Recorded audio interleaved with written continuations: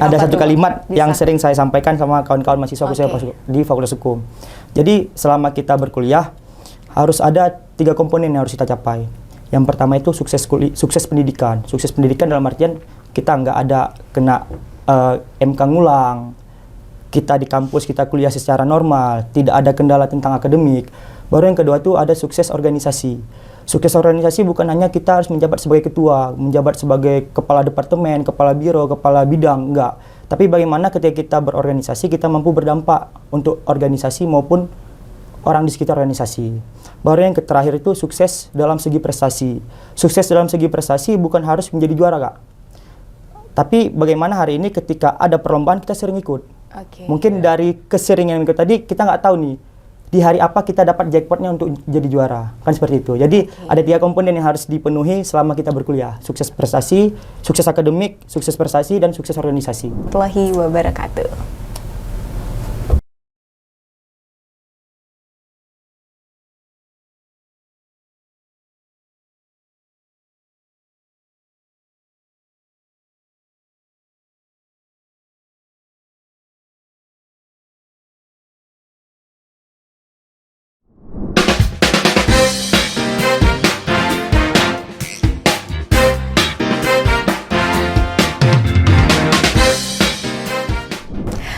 Assalamualaikum warahmatullahi wabarakatuh. Kembali lagi dalam podcast Gen Z Berbicara. Bersama lagi dengan saya Salsabil Zainina, Duta Humas Universitas Maluku Saleh 2024. Kali ini kita kedatangan dua narasumber yang sangat spesial, abang-abang dari Fakultas Hukum. Ada Bang Ari Rahmat dan Bang Ardiansyah. Boleh disapa dulu, Bang? Halo, Kamera, kawan-kawan. Oke, jadi kali ini kita mendapat prestasi baru, Unima mendapat prestasi baru yaitu juara 1 lomba nasional, Bang. Nah, jadi Salsa dengar ini lomba Fakultas Hukum, nama lombanya Mood Alternatif. Jadi Salsa pengen tahu nih, Bang, kira-kira lomba Mood Alternatif itu apa sih, Bang? Boleh Abang ceritakan nggak gimana, apa tuh lombanya, gimana mekanisme lombanya, Bang? Silakan. Siapa dulu nih, Kak? Bebas, mau Abang Ari, mau Bang Ardiansyah, apa-apa. Oke, boleh. Saya. Boleh, Bang. Jadi kemarin kita dapat undangan dari Dewan Sengketa Indonesia. Jadi dari undangan itu kita dapat lomba alternative dispute resolution atau proses mediasi di luar pengadilan. Jadi mekanisme lombanya itu kita bentuk tim dari per fakultas hukum itu maksimal 1 delegasi. Ya, kebetulan kami dari komunitas peradilan semu memang wadah yang bergerak pada mood court gitulah. Istilahnya praktek simulasi persidangan ataupun baik di pengadilan maupun di luar pengadilan seperti mediasi yang saya sampaikan tadi. Jadi kita bentuk tim terdiri dari 3 orang. Ada yang berperan sebagai mediator ya, ada yang berperan sebagai pemohon maupun termohonnya. Jadi kita buat skenario seolah-olah memang kasus itu real, nyata. Jadi kita praktikkan bagaimana sesuai dengan surat edaran Mahkamah Agung nomor 1 tahun 2016 tentang prosedur mediasi di pengadilan. Jadi nggak jauh berbeda dari rules yang udah diberikan oleh Mahkamah Agung itu, Kak. Jadi di mediasi itu tentunya bagaimana seorang mediator, intinya bagaimana seorang mediator itu dapat menggali peristiwa hukum untuk memberikan solusi terbaik terhadap dua orang yang berperkara gitu. Oke, jadi Bang masih mengenai lomba nih ya, Bang. Itu kan lomba nasional. Ya. Kira-kira yang mengikuti lomba atau peserta lombanya itu dari mana aja sih, Bang? Apakah banyak banget pesertanya? Jadi apakah pesertanya itu dikit sehingga peluang kita untuk menjadi juara tuh besar gitu, Bang? Oh, Gimana banyak tuh, banget, Bang? Kak. Kebetulan kemarin ikut ada dari Universitas 17 Agustus, ada IAIN Sultan Ageng kalau nggak salah, ada Universitas Gorontalo dan beberapa universitas lain juga, Kak. Jadi kebetulan mungkin ya rezeki atau gimana ya, kita memang persiapan, kita sudah ada koordinasi sebelumnya bahwasanya sebulan sebelum lomba itu ada surat undangan nih. Jadi kita siapkan memang tim itu dari sebulan sebelum kita daftar untuk menjadi peserta delegasi sebetulnya Kak. Jadi Oke. mungkin itulah besar peluang kita untuk menang tuh Kak. Oke, kemudian Salsa beralih nih ke Bang Ardiansyah nih. Kira-kira nih Bang, persiapan apa aja sih Bang yang dilakukan menuju lomba MUIT itu tadi sehingga kita bisa memenangkan juara 1 di lomba tersebut Bang? Baik, jadi mungkin di awal Kak ya, yang paling penting itu tentang koordinasi komunikasi kita antara teman-teman Ormawa, mahasiswa dengan pihak dekanat. Ketika memang ada surat undangan lomba masuk ke kawan-kawan organisasi mahasiswa, kita langsung koordinasi dengan pihak dekanat, pihak pimpinan untuk mempersiapkan berbagai persiapan terkait penunjang untuk lomba tersebut. Jadi kemarin kita mempersiapkan sekitar 1 bulan ya Ketua ya. Iya. Kita persiapan 1 bulan, kita coba untuk bedah kasus, kita juga melakukan seleksi di kalangan kawan-kawan mahasiswa di Fakultas Hukum. Jadi kita menjaring nih, mana teman-teman yang memang punya soft skill lebih di bidang mediasi. Iya. Jadi seperti itu Kak. Oke, berarti yang sebagai pesertanya itu juga diseleksi. Jadi nggak hanya dari komunitas peradilan semuanya gitu ya Bang. Iya. Berarti orang Abang juga melakukan seleksi, barulah menemukan kandidat-kandidat yang memang cocok untuk Iya. Mengikuti lomba tersebut ya. Oke, jadi Bang setelah sudah mengikuti lomba nih, atau selama di sana nih, kira-kira kendala apa sih Bang yang orang Abang hadapi selama menjadi peserta di sana? Dan Salsa juga penasaran nih, orang Abang di sana itu sebagai apa sih kayak gitu? Oh, Siapa yang jawab? Boleh Ari? Boleh Ari, ya. Bang Ari silahkan. jadi kebetulan di lomba itu saya kan nggak terjun langsung ya sebagai delegasi, cuman kita berdua ini mentor. Kebetulan Oke. kami tahun sebelumnya pernah mengikuti lomba yang sama dan mendapatkan peringkat 1 juga untuk wilayah Indonesia bagian barat. Jadi adik-adik yang kita latih itu memang masih buta terhadap mediasi itu tadi Kak, mood ADR itu, karena memang di kelas kita nggak belajar spesifik tentang itu, memang nggak pernah praktek tentang itu Kak. Jadi kami seleksi, kami yang uji, memang gimana ya, yang kemarin sesuai bagaimana kami kemarin diuji, itu yang kami ujikan kembali kepada mahasiswa-mahasiswi itu. Oke. Berarti orang-orang Abang melakukan hal tersebut berdasarkan dengan experience. Ya, Ya. betul. Oke, jadi Salsa nih tertarik dengan experience Abang. Kira-kira gimana sih ceritanya kenapa Abang bisa ikut lomba tahun lalu tuh juga sampai di Banda Aceh katanya ya, di Aceh bagian, benar. di Indonesia bagian barat ya. Indonesia bagian barat. Nah, itu gimana sih Bang ceritanya? Sampai bisa ke titik itu tuh gimana? Mana ya? Coba ya, coba. Silakan. Baik, Bang. jadi sebenarnya kita nggak tahu nih, ini tentang perjalanan hidup.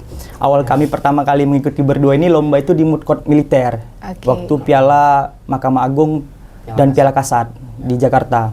Waktu itu Unimal lulus untuk tampil di tingkat nasional secara offline di Jakarta pada tahun 2022 pada bulan November nggak salah. Jadi di situ kita cuma mendapat peringkat ke-8 dari peradilan militer. Terus berselang 1 tahun kemudian ada lomba Moot Court mediasi. Kita coba untuk ikut lomba mediasi, alhamdulillah itu dapat juara 1 yang. Oke. Dan karena memang kemarin ada kembali lomba undangan dari Dewan Sengketa Indonesia, jadi tidak salah kan kita untuk mencoba untuk mengupgrade diri adik-adik. Oke. Kenapa kita juga yang lomba kan? Benar. Karena Benar. regenerasi juga perlu di Fakultas Hukum. Benar, benar Bang.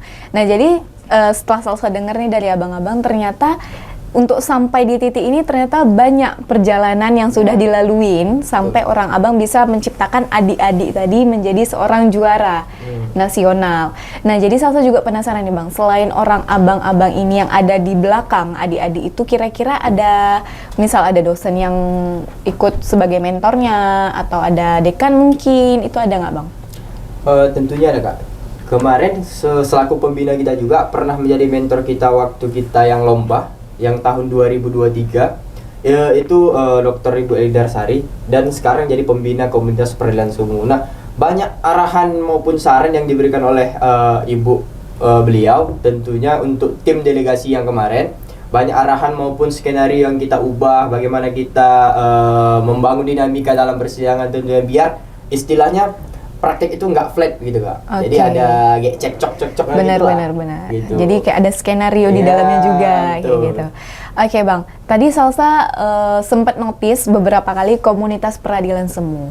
Salsa sebagai orang teknik, nggak tahu nih di hukum tuh kayak gimana komunitas peradilan semu itu apa, KPS itu apa. Bisa nggak Bang Abang jelasin KPS itu apa. Tadi Abang bilang juga itu termasuk Ormawa ya Bang? Ormawa. Oke, kenapa bisa kayak gitu Bang? Bisa diceritain nggak?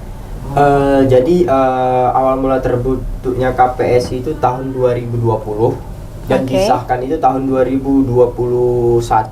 Jadi ketua umum pertama Bang Fahmi, terus lanjut sampai sekarang saya menjabat sebagai ketua umum tahun 2023-2024, ketua umum ketiga lah saya. Oke. Jadi komunitas peradilan semua ini Kak, memang salah satu Ormawa, tapi Ormawa pengembangan, sama seperti UKM yang membantu soft skill mahasiswa lah tentunya. Jadi di komunitas peradilan semua ini kita belajar tentang bagaimana simulasi persidangan Kak. Oke. Jadi di komunitas peradilan semua ini kita belajar bagaimana sih mempraktekkan seolah-olah di pengadilan itu seril-rilnya pengadilan itu. Oke. Sini kita belajar Kak, di komunitas itulah. Oke. Jadi nggak hanya di pengadilan, di luar pengadilan juga kita belajar. Jadi di komunitas peradilan semua itu kita tiap minggunya Kak ada buat yang namanya kelas peradilan. Jadi kelas peradilan itu kita jatah. Misal minggu ini kita buat kelas peradilan mediasi. Jadi minggu depan kita buat kelas peradilan pidana, siapa yang jadi hakim, siapa yang jadi jaksa, seperti itu. Oke, berarti kelas peradilan itu termasuk pembelajaran juga nggak sih Bang? Iya. Setiap minggunya, Iya, jadi iya. pembelajaran bagi anggota KPS Iya. tadi, seperti itu. Oke, jadi Bang Ardiansyah gimana nih? Apakah termasuk salah satu anggota KPS? Kalau bicara termasuk sebagai satu anggota KPS, sebenarnya pertama sejak tahun 2021 ya, itu saya sempat menjadi anggota pengurus KPS. Sebenarnya rata-rata mahasiswa di Fakultas Hukum itu mengikuti seluruh Ormawa yang ada di Fakultas Hukum. Oke. Jadi perlu saya jelaskan Kak ya, ada sekitar 8 organisasi mahasiswa yang ada di Fakultas Hukum. Oke. 2 lembaga, yaitu yang lembaga eksekutif dan lembaga legislatif. Itu BEM dan DPM. Ada sekitar 6 Ormawa yang memang kita bentuk khusus untuk pengembangan soft skill. Pengembangan soft skill, terus untuk mengukir prestasi dan mengembangkan minat bakat teman-teman mahasiswa hukum. Salah satu ada KPS.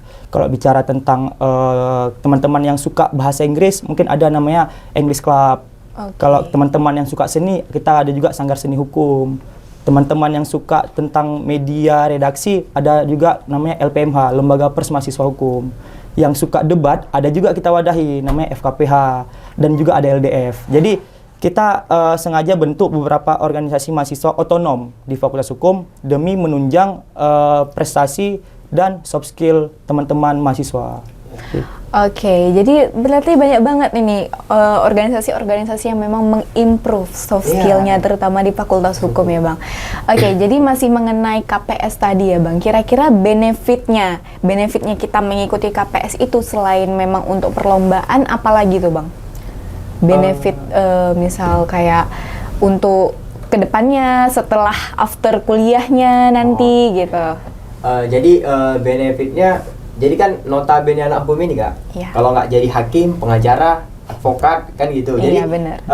di KPS ini kita belajar bagaimana seorang misalkan jaksa, bagaimana seorang jaksa itu dapat mendakwakan terdakwa. Apa yang harus kita dakwakan terhadap dakwa itu, terus bagaimana penyusunan surat dakwaan. Jadi di KPS ini kita belajar Kak. Jadi nggak juga jadi jaksa. Misal mahasiswa yang cita-cita jadi hakim lah contohnya. Jadi di sini kita belajar bagaimana seorang hakim itu menggali peristiwa hukum di persidangan. Bagaimana cara hakim itu berbicara di persidangan, terus bagaimana cara hakim itu mengontrol ruang persidangan itu supaya kondusif. Di KPS inilah kita belajar Kak. Oke. Walaupun ada mata kuliahnya di hukum, cuman nggak spesifik. Artinya kan kadang mahasiswa ini segan nanya sama dosen segala macam. Benar, Jadi di komunitas ini kita wadahi. Kadang setiap Sabtu Minggu itu kita pinjam lab Fakultas Hukum untuk belajar. Kita buat kelompok-kelompoknya, kita kasih kasus-kasusnya. Mereka improv sendiri bagaimana cara mengembangkan kasusnya itu. Oke, berarti nanti kalau misalnya ada yang bolos di mata kuliah bisa belajar di situ ya Bang? Ya, betul. Ya karena lebih spesifik, lebih dipraktekkan. Jadi Ya. mungkin kalau misal ada mahasiswa yang tidak fokus pada mata kuliah saat Ya, jam ya, pelajaran, ya. bisa belajar di KPS Bisa seperti belajar di itu. KPS. Nah jadi Bang, kan Abang bilang tuh Sabtu Minggu tuh ada pelatihannya ya. Pelatihan. Itu yang mengajarnya gimana Bang? Sistemnya itu kayak gimana? Apakah Abang sendiri selaku ketua umum atau mungkin dibantu dengan pengurus lainnya? Oh, kita dibantu oleh pengurus lainnya juga Kak. Nanti saya kadang-kadang ngasih materi ke, ada juga ketua BEM Bang Ardiansyah. Terus kadang-kadang kita juga undang praktisi Kak. Ada senior-senior kita yang udah jadi jaksa, mungkin di Loksmawe, pengacara, ada kenalan kita undang sebagai pemateri juga untuk datang mengisi materi untuk adik-adik. Oke. Kita kembali lagi Bang ke soal lomba tadi, yang mood itu tadi. Salsa penasaran nih, kira-kira journey abang-abang ini sampai bisa ke nasional itu dari yang Unimal ini, dari Loksmawe ini sampai bisa di nasional itu Salsa dengar tadi melalui daring ya Bang? Daring, atau ya. abangnya langsung ke sana gitu? Jadi kalau bicara lomba-lomba moot court, rata-rata itu ada beberapa sistem. Oke. Yang pertama itu kalau kita bicara moot court tentang peradilan militer kemarin, kita tuh penilaian berkas dulu. Kita buat berkas perkara sampai di tingkat putusan. Setelah itu kita kirim kita kirim langsung ke Jakarta, lalu ada penilaian. Itu mekanismenya. Lalu kalau memang kita lulus pemberkasan baru dipanggil untuk tampil secara offline. Tapi ada juga mekanisme lain, itu kita cuma hanya ngirim video berbentuk ya secara mediasi. Kemarin kita record di Fakultas Hukum, lalu kita kirim ke pusat untuk dinilai. Jadi kalau misalnya secara video tadi, abang-abang ini nggak perlu membuat berkas di awal dulu, seperti itu? Atau tetap membuat tapi melalui videonya juga dikirim kayak gitu? Kalau bicara tentang berkas, ya namanya kita persidangan, kita harus tahu skenario duduk perkara gimana. Jadi ada masa kita tuh kalau waktu video kemarin ya mediasi itu kita nggak perlu untuk ngirim berkas, tapi kita coba untuk membedah perkara, lalu kita tarik garis benang lurusnya kemana arah putusan ini terhadap mediasi tersebut. Seperti itu. Oke, berarti sebenarnya Salsa sebenarnya masih kurang paham nih Bang. Jadi misal nih kita mengikuti lomba. Skenarionya, permasalahannya itu orang abang sendiri yang membuat seperti itu, atau dari pihak lombanya dari pusatnya gitu, itu gimana Bang? Kalau ini bicara yang kemarin ya, buat kemarin. Yang kemarin tuh kita sendiri yang ngambil kasus, kita sendiri yang buat kasus, gimana perkaranya kita sendiri yang pikir. Oke, berarti nggak ditentukan dari merekanya gitu, Nggak. dari pusatnya? Tapi ada beberapa lomba yang memang disediakan. Oke, Kasus kebetulan posisinya. yang kemarin itu tidak. Kita sendiri yang buat, Oke. ya. Jadi memang betul-betul effortnya dari awal ya Bang, Ya. untuk menyusun itu semua. Kira-kira butuh waktu berapa lama sih Bang untuk menyusun pemberkasan kayak gitu? Berapa Ri kemarin Untuk waktu mediasi pemberkasan? mungkin nggak banyak berkasnya Kak ya, karena memang nggak dituntut kita untuk membuat berkasnya. Oke. Cuman kalau untuk persiapan lomba, kita buat skenario, kita praktek, kita latih adik-adik itu improv itu 1 bulan ada Kak. Oke. 1 bulan dari persiapan itu sampai kita daftar itu ada 1 bulan. Jadi kalau untuk moot court militer tadi mungkin banyak pemberkasannya Kak. Kalau itu 1 bulan juga, tapi nggak ada kirim video. Oh, Nah, itu. karena itu offline ya? Kayak yang Iya, bilang tadi kita itu. penilaian cuma Oke. berkas. Nanti kalau memang lulus pemberkasan kita langsung berangkat. Sebagai Berarti finalis. kalau yang kemarin itu hanya pelatihannya aja, maksudnya kayak improve-nya aja Ya, Bang, ya. improve untuk lomba selama 1 bulan. Selama 1 bulan. Kira-kira 1 bulan itu emang bener-bener improve banget sampai setiap harinya latihan, atau ada jadwal-jadwal tertentunya tuh Bang? Oh, kita buat jadwalnya Kak. Seminggu itu kita buat 3 kali. Karena kan mengingat kan adik-adik mahasiswa itu juga punya mata kuliah masing-masing kan Kak. Jadi nggak bisa kita tuntut untuk tiap hari. Oke. Jadi kita susun jadwalnya, sekian jam per harinya kita susun juga biar orang itu juga ada refreshing lah. Oke. Gitu. Jadi Bang, kemarin itu lombanya orang abang ini ngerekodnya tuh di mana sih Bang? Melakukan videonya itu di mana? Kemarin kebetulan kami recordnya di ruangan migas Pak. Oke, Migas di itu. ruangan migas. Iya. Jadi di situ emang suasananya kondusif sih, Iya. nggak bising juga Bising, gitu ya, kan betul, Bang. betul. Oke, nah jadi di sini menunjukkan bahwa mahasiswa itu tidak harus fokus ke akademiknya aja, tetapi juga harus organisasinya dikembangkan, soft skillnya juga dikembangkan. Ya, betul. Betul, Kak. Nah, benefit dari lomba mood ini apa sih Bang untuk orang abang selaku mentor dan tentunya kepada peserta yang menang juara 1 nih Bang? Itu benefitnya itu apa sih? Kalau bicara benefit Kak ya, Iya. sebenarnya kepuasan tersendiri Kak. Oke. Kita mampu bangun orang lain untuk jadi lebih baik, dan ya hari ini kita nggak minta apa-apa. Mungkin harapannya ketika kita sudah berbuat baik sama orang lain, kedepannya ada orang lain yang akan berbuat baik untuk kita. Gitu aja Kak. Oke, bagus banget kata-katanya. Iya. Iya, oke. Nanti di closingan bisa dipakai kata-kata itu ya, Bang? Boleh. Oke, nah jadi Bang, sampai hari ini tuh Bang, kira-kira setelah memenangkan lomba itu, gimana sih perasaan orang Abang sebagai mentor, terutama KPS nih? Yang, ya karena saya baca di beritanya tim delegasi, ya kan Bang? Itu gimana sih, apalagi mendapatkan juara 1 gitu, juara utama? Nggak sebetulnya, karena kenapa ya? Nggak nyangkanya gini, kita tanding dengan universitas-universitas yang bergengsi di luar sana. Yang mana ketika kita tampil secara nasional, kadang tim-tim delegasi dari luar itu kadang nggak tahu nih Universitas Malikus Saleh itu di mana. Oke. Nggak tahu nih di Karena mana masih posisi. underrated ya Bang. Tapi Underrated. kita dapat membuktikan nggak? Nah, di Bener. situ dia. Kita dapat membuktikan kita bersaing secara nasional. Oke. Itu dia. Jadi kayak jiwa bersaingnya itu menggebu-gebu banget ya Bang ya. Betul. Jadi apalagi mendapatkan juara 1, nggak sia-sia, improve selama 1 bulannya. Betul. Oke, nah kemudian nih Bang, selama Abang menjabat di Ketua Umum KPS gitu, udah berapa lomba sih yang diikuti seperti itu, dan udah berapa lomba sih yang bisa mendapatkan juara 1 seperti kemarin seperti itu Bang? Di pengurusan saya. Ya. Kebetulan kemarin ada lomba penyusunan surat dakwaan regional seprovinsi Aceh. Alhamdulillah kita mendapatkan juara 1, Kak. Oke. Jadi kemarin yang ngadakan Universitas Muhammadiyah di Banda Aceh, mereka kirim brosur bahwasanya setiap KPS yang ada di Aceh ini kirim delegasi 1 tim. Jadi kita kirim delegasi di mana lombanya itu menyusun surat dakwaan. Jadi dari orang itu kasus posisinya, kita yang nentuin kemana arah surat dakwaan yang mau kita bawa, pasal apa yang mau kita kenakan terhadap terdakwa. Nah, bagaimana sistematika penulisannya itu kita sendiri yang nentuin, Kak. Oke, benar. Berarti Bang bisa dibilang KPS ini memang harus benar-benar memilih pengurus yang mampu untuk melakukan hal tersebut seperti itu ya Bang.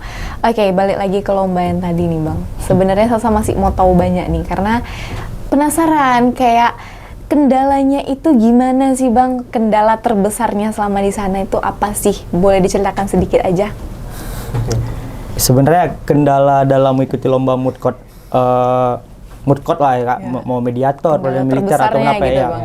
Kendala itu yang pertama tuh kita harus bisa menjiwai peran yang diberi sama kita Kak. Contoh, ketika kita bicara tentang mood court mediasi nih, kita jadi mediator. Kita bagaimana hari ini kita harus bisa menjadi orang yang memang mampu menengahi permasalahan tersebut.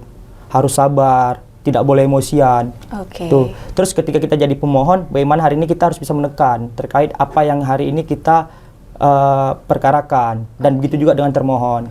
Jadi sebenarnya hal yang tersebut itu ketika kita mencoba untuk menjiwai peran tersebut. Baru yang kedua itu mungkin terkait kita melakukan bedah berkas. Itu aja. Oke, berarti sejauh ini masih itu kendala terbesarnya ya Bang ya.